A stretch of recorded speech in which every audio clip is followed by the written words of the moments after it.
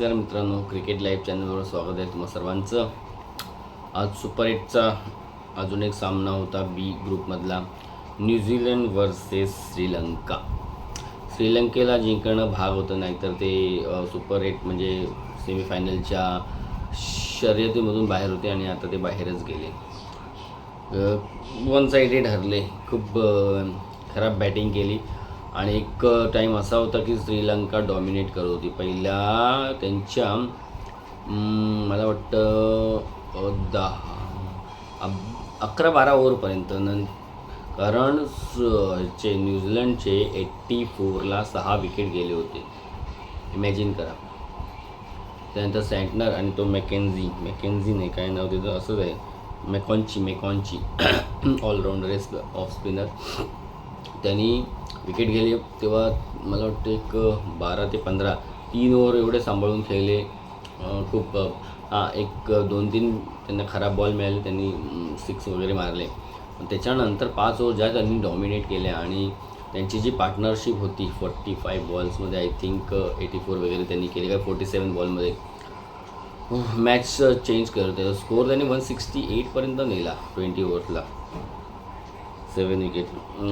Santner captains innings 47 केले 26 बॉलात, नंतर मॅकॉन्ची 31 केले 23 बॉलात. त्याच्या आधी त्यांना तशी 2 विकेट जाऊन पण तशी बऱ्यापैकी स्टार्ट मिळाली होती.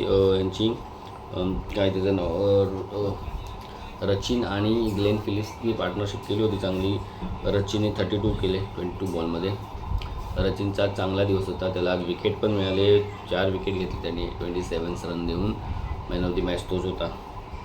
तर तेच श्रीलंकेने एवढी चांगली पकड होती सुरुवातीला, पण नंतर खराब बॉलिंग आणि तीक्ष्णनी ज्याने 3 ओव्हरमध्ये त्यांनी ऑलरेडी 3 विकेट घेतले होते, पण त्याला त्याच वेळेला अजून ओव्हर देऊन संपून टाकायला पाहिजे होते. तिकडे जे अजून दबाव टाकायला पाहिजे. तिकडेच जर विकेट गेला असता अजून 7 वाजता ॲटनर किंवा दुसरा, कदाचित एवढा स्कोअर झाला नसता. पण त्याला तीक्ष्णला मला वाटतं त्यांनी 10 ओव्हर्सपर्यंत त्याच्या 3 ओव्हर झाले, नंतर त्याला डायरेक्ट 18वी ओव्हर दिली तीक्ष्णला.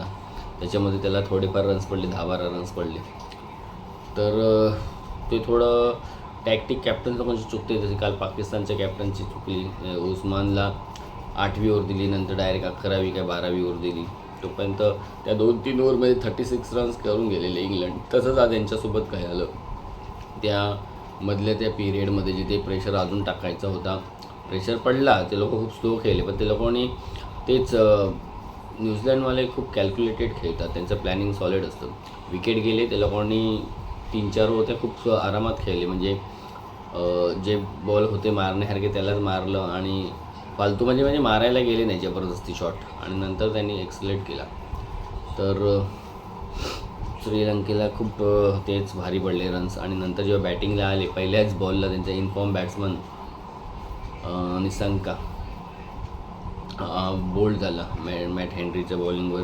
नंतर तो असलंका, तो देखील दुसऱ्या ओव्हरच्या पहिल्याच बॉलला मॅट हेनरीच्या मारायला गेला, स्लो बॉल टाकला, तो आऊट झाला. मॅट हेनरीने 2 ओव्हर्स 1 मॅडन 3 रन देऊन 2 विकेट घेतले. आणि रचित रवींद्र 4 ओव्हरमध्ये 27 रन देऊन 4 विकेट. 1 विकेट वाटतं सँटनर, एक फिलिप्स. तर कंबाईंड परफॉर्मन्स होता बॅटिंग बॉलिंगमध्ये, टीम एफर्ट होता पूर्ण. एकाचेच रन्स किंवा 1-2च बॉलरचे चांगले स्पेल असं नाही, चांगलं मस्त न्यूझीलंड टीम ना अशीच खेळते. त्यांचं इंडिव्हिज्युअल ते लोक हे परफॉर्म नाही करत, त्यांची टीम परफॉर्म करते. म्हणजे 2-3 किंवा 4 जण बॉलिंगमध्ये, 2-3 बॅटिंगमध्ये असे छोटे कॉन्ट्रीब्यूट करून ते लोक चांगले मॅच बनवतात.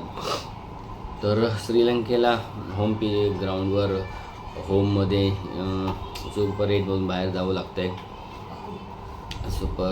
सेमीफायनल आता ते क्वालिफाय नाही करणार. आणि त्याच्याबरोबर पाकिस्तानला पण अजून त्यांनी अडचणीत टाकलं त्यांनी. म्हणजे आजची मॅच हरल्यामुळे पाकिस्तान डिपेंड होतं. जर आज न्यूझीलंडला हरवलं असतं तर त्यांचा चान्स थोडा अजून स्ट्रॉंग झाला असता. तशीच काही परिस्थिती इंडियाची पण आहे उद्या. इंडियाला तर दोन्ही मॅच जिंकायचे आहे, झिम्बाब्वे आणि वेस्ट इंडिज बरोबर. आणि साऊथ आफ्रिकेने जर वेस्ट इंडिजला हरवला तर इंडियाचे चान्सेस खूप जास्त होतील सेमीफायनलला जाण्याचे. तर ती मॅच एक क्रुशल आहे इंडियासाठी. बाकी बघूया इंडिया काय करते. झिम्बाब्वे जिंकायलाच पाहिजे अशी आशा आहे, पण काही सांगू शकत नाही. आजकाल इंडियाची जरा तारे हल्ले आहेत. अभिषेकची बॅटिंग, तिलक वर्माची बॅटिंग, रिंकूची बॅटिंग. अक्षरबरोबर काय इश्यू आहे माहिती नाही.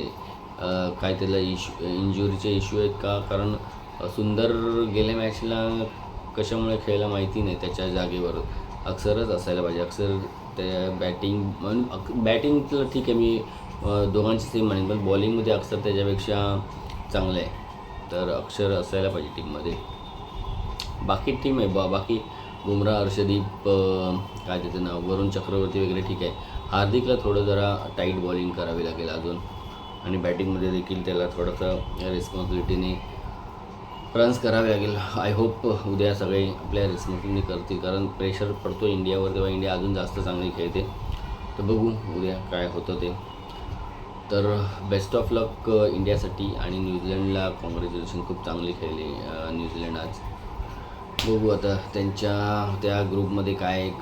बहुतेक इंग्लंड तर हे झाले क्वालिफाय, आणि त्याच्यानंतर न्यूझीलंडच करेल मला वाटतं त्या ह्या ग्रुपमधून बी. आता इकडच्या ह्याच्यामधून साऊथ आफ्रिका एक कन्फर्म आहे, आणि इंडिया आणि वेस्ट इंडिजमध्ये थोडंसं हे होईल. जर साऊथ आफ्रिका वेस्ट इंडिजला हरवते तर इंडियाचे खूप चान्स वाढतील, आणि इंडियालासुद्धा वेस्ट इंडिजला हरवायला लागेल. पण इंडिया हरवू शकते असं मला वाटतं. त्या दिवशी साऊथ आफ्रिकाने ह्यांना कोरोनाला झिम्बाब्वेबरोबर चांगले खेळले, कारण झिम्बाब्वेकडे तेवढेच क्वालिटीचे स्पिनर नव्हते. आपल्याकडे तसे वरुण चक्रवर्ती क्वालिटी स्पिनर आहेत, बुमरासारखा बॉलर आहे, तर तेवढे इझी नसणार वेस्ट इंडिजला आपल्याविरुद्ध एवढेच रन करणे. तर बघू दे. मला वाटतं जर टॉस जिंकलाच तर पहिली बॅटिंग घ्यायला पाहिजे, कारण स्कोर्स असेल ना ह्याच्यावर तर चेझिंग करताना ते खूप प्रेशर येतो, त्यामुळे चेझिंग टीमला खूप डिफिकल्ट जातं. आणि कसं मग बॉलर त्याप्रमाणे आपलं प्लॅनिंग पण करू शकतो. स्कोअर जर असेल तर आपल्याकडे पण कमीत कमी निदान 180 170पर्यंत तरी स्कोअर असायला पाहिजे. बघू मग उद्या काय होतं मित्रांनो. तर व्हिडिओ आवडला तर लाईक करा, शेअर करा आणि सबस्क्राईब करा. धन्यवाद.